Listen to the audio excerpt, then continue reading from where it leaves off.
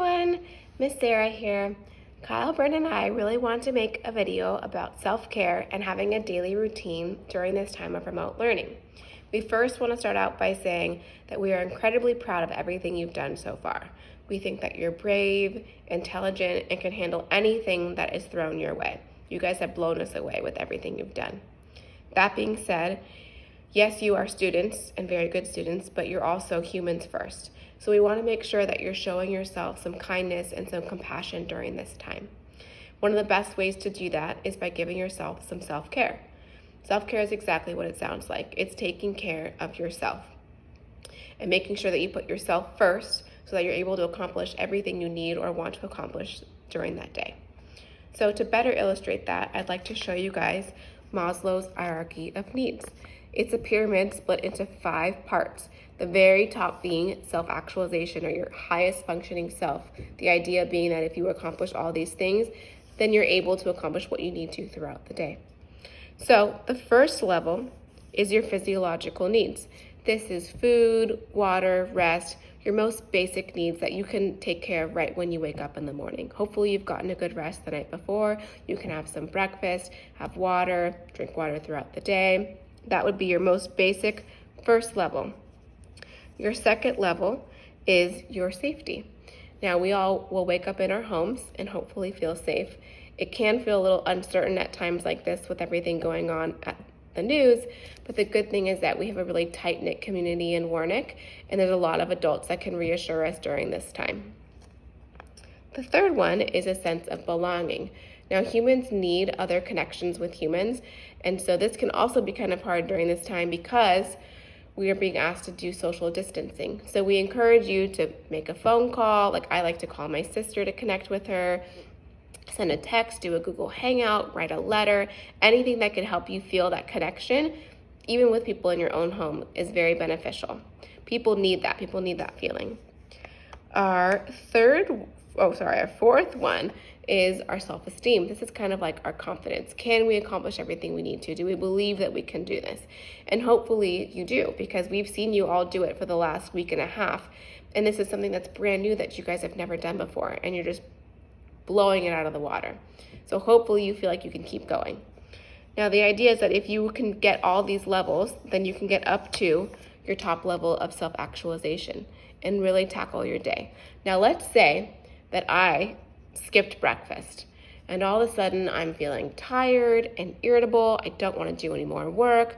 I would come back and I would look at this and see which part that I'm missing. Now, if I skipped breakfast, I would make myself a nice breakfast and I would try and move on to my next task. Maybe I'm feeling really lonely and I just feel kind of in a rut and I don't want to do any work. Maybe my sense of belonging is missing and I need to call one of my best friends that I haven't talked to in a while and have a nice 5-minute conversation with them that can really kind of recharge my battery. So I like to refer back to this if I notice that I'm kind of diverting from what I want to do or feeling a little bit sluggish, and kind of try and identify what part that I need to get back up to here. Okay? So in the interest of time, Kyle-Bryn and I are going to show you, first she's going to show you her workspace and how she gets set up for the day, and then I'm going to show you my workspace, and then I'm going to show you just a couple things that I do for self-care. I'm going to show you my morning routine with my daughter, a little walk, and then some tricks with my dog, because those are kind of my top 3 favorite things to do. So now I will hand it over to Kyle-Bryn so that she can show you her space, and then I will show you mine. Thank you so much. See you soon. Good morning. So I'm going to go ahead and finish since Miss Sara. So I'm going to walk into my room and show you guys one way in which you might want to set up your room or a study space to help you best study. So I'm going to go ahead and flip my camera around now. So as I'm walking into my room, I see my bed and I'm thinking, oh my gosh, how fun to study on my bed. But I'm not going to do that because that might not be the best study environment for me or the best work environment for me. So I'm going to show you guys my study space. I have my computer here and some supplies here. If you notice, my space is pretty clear. I would suggest having a pretty clean space for you to work. I also put flowers on my space, a picture of me and a friend, and some candles, because those are some things that make me happy and that I like to have present. Now, I'm was thinking, what am I going to put my stuff in? So I just went through my house and found a cardboard box. So if you guys have extra materials and school supplies you need, you can always put it in a cardboard box, or you can put it neatly under your desk. And I just saw a pen, so I'm going to go ahead and pick that up. And then I know you guys have notebooks, so I'm going to put my notebooks next to my space. Now, I didn't have a proper desk at home, but I did have a folding table. So I just opened up a folding table and threw a tablecloth on it. So whatever you guys have at home, you can make work, whether that's your dining room or a desk space. I would suggest when you sit down to do your work, you think about everything you have to do today. And for me, I might take a pad of paper like this and take a pen and kind of write down everything I have to do today. So when you guys check Google Classrooms, the first thing I would suggest doing is writing down all of your subjects. So yours might look like,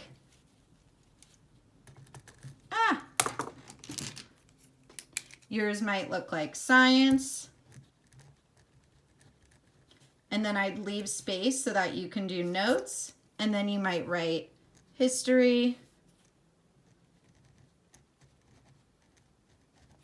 maybe JS I want to do before that. I'm thinking, maybe I'll do English here. And I'll do math here. Just so I know kind of what I have to do, and you guys can keep making the list. I then would suggest making on the other side a more detailed list of what you have to do. So I'm going to open another piece of paper. So for me, mine might look like check in with students. And this is just like a quick note for you guys. And then you can go ahead and make bullet points to give yourself more details. So this is just a quick sketch of a way you might want to do it. I know what I wanted to start with first was doing my social emotional video for the lower school. So I already have that material here. So you might want to the night before, if there's something that you just didn't get to, but you really want to remember to get to it first, you could leave it out. You could write yourself a note on a sticky pad. So those are just some ideas to help you guys get ready and get set and get organized. I'll go ahead and send you a picture of a more detailed list of how you might choose to organize your day. I just wanted to give you an example of me actually doing it so that you guys could see that as well. So I'm going to turn it back over to Miss Sarah, and we'll make sure to post those pictures as well. Bye. So this is Miss Sara's setup. I've got my laptop and I've got some artwork here. I've got my sketch pad here, and I've got some artwork on this side as well. I'll show you guys what I have written down next to my computer. So I've got my morning routine. I have my make bed, brush teeth, get dressed, coffee, breakfast, Ellie, my daughter, breakfast, stretch, look at my morning schedule, and play my morning playlist. So that's what I'm going to do this morning. And even just having it written down, at least to start the day, kind of gets me going and gets some momentum going. So the first thing on my schedule is an 8 a.m. call with Kyle-Bryn. And then at from 9 to 10:30, I'm going to do emails and shoot this video. So between that, though, I'm going to have a music break, and I'm going to have coffee and breakfast. And in between these two things, I'm going to do a quick stretch break. My next one is video check-ins, then a video meeting. Between that, I'll do journaling and art, and I'll hang out with my baby. So I keep my sketchbook here in case I want to jot down any ideas. I have a watercolor pen that I just pull out, and I can just work on it, even if it's just for a couple of minutes. Then I give myself a hour lunch. During that time, I'll go for a walk with my family and maybe my dog. It just depends on how he's behaving. Sometimes I like to throw in taking a break and doing some tricks with him. In between all of these, I'm also going to make sure to snack. So I'm going to write that down. I want to make sure I don't get hungry. Have you guys ever gotten hungry, angry, or hangry? We got to make sure that does not happen. The last part of my day will be finishing the video and doing some emails. And I'm going to stretch again and then take a little look in my fuzzy file. And that's something called, I researched this, and there was an idea out there to make a warm and fuzzy file. And that's just any photos or videos or positive things that people have said about you that you can look back on when you're feeling down. And so even if it's throughout the day that you just kind of want to look back at maybe a compliment you gave yourself, that you really tried hard on this last set of math problems. It was hard to get in touch with any friends to get help from, but you pushed through and you were able to figure it out. And so anytime you want to look at that, you can look at that. You can also have it in a journal, because I know that you guys are looking at screens a lot during the day. So it could either be a good thing that you have a warm and fuzzy file on your computer, or it could be too much screen time. So I encourage you that if it feels like too much screen time, to write it down. So next, I will show you guys my first part of my morning routine, having coffee and breakfast and giving Ellie breakfast to get our day going. And that will be taking care of our very first part of our pyramid. It also kind of takes part of our belongingness and our friendships, because I do get to spend time with people I love. And so that's really helpful as well. Good morning. Good morning. Hi, everybody. We're doing our morning routine, having some breakfast, saying mama a lot. Ellie is having oatmeal and berries.